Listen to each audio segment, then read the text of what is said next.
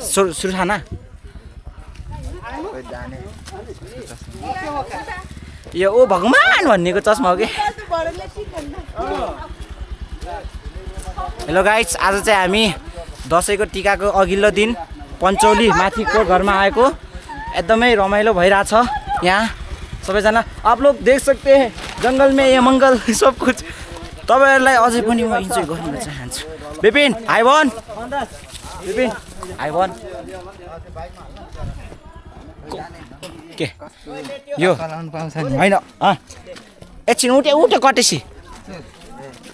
camera मागिरहेछ तर म देखाइन म चाहिँ अब यसरी नै भ्लग गरेर हिँड्ने हो दुईजना चाहिँ पछाडि बाइकमा आउँछन् किनभने साधनको एकदम कमी छ एउटा हो हामी कहाँ आएको रे आज मामा हजुर एउटा भान्जा आउनु न ल भान्जालाई नै नदेखाउनु तिमी यस्तो लाला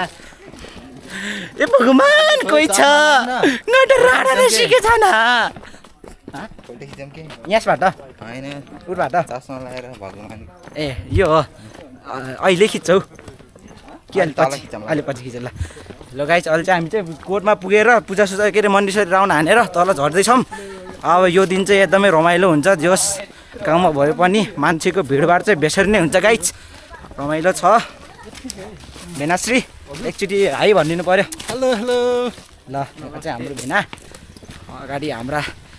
चेलिबिटीहरू छन् ए ल्याएर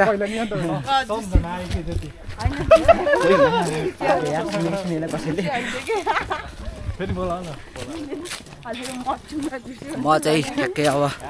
गा चाहिँ महर भर्साङले अब महर भर्साङ भलक जात चाहिँ भइन्छ ए भगवान गाट राडै सिलेकिहाले भन्दै हिँड्छ त्यो यतै त खस भाषामा हो होइन गाइजहरू हामी चाहिँ आधी बाटोमा आइसक्यौँ ल बाटो छोडिदिउँ यता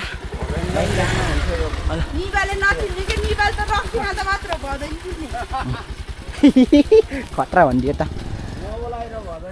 ल यस्तो अब बिच बाटोमा अब यहाँ पनि अरू मान्छेहरू आइरहेको छ बिच बाटोमा खाजा खाने व्यवस्था पनि छ चटपट सर्पट सबै कुरा पाइन्छ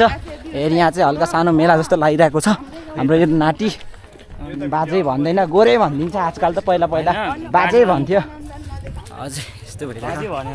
भ्लग चलिरहेको छ गाइस सबै मान्छेहरू बोल्छ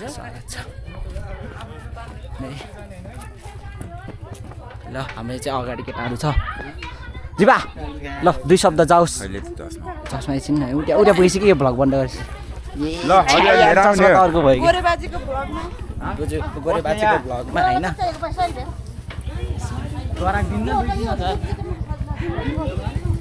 मेरो चस्मा यो बन्द गर्दा बन्द के कोन छ माथि